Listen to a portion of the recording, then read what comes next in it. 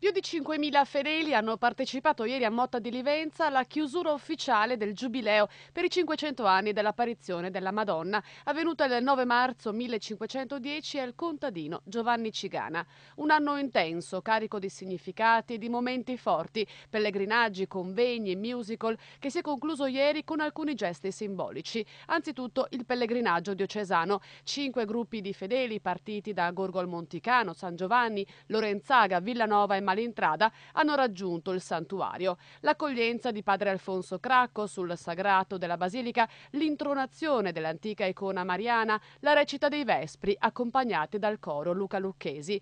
Una cerimonia semplice e sobria, caratterizzata dallo spirito di ringraziamento, colto sia nelle parole del vescovo Corrado, che ha sottolineato la grazia dell'anno giubilare vissuto, sia da padre Cracco, che ha precisato come non sia una conclusione ma un rilancio, una partenza verso un cammino di fede che trova la comunità intera rinnovata dallo spirito giubilare.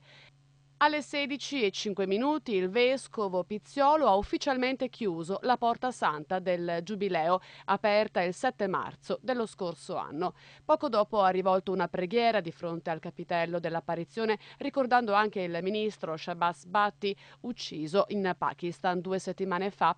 Atto conclusivo della cerimonia di chiusura, l'inaugurazione del gruppo Bronzeo realizzato dall'artista Carlo Bagliana, che rappresenta la scena dell'apparizione con il Cigana di fronte alla Madonna e una mamma che solleva la sua bimba miracolata. Al termine, centinaia le persone che hanno affollato la cripta dell'apparizione.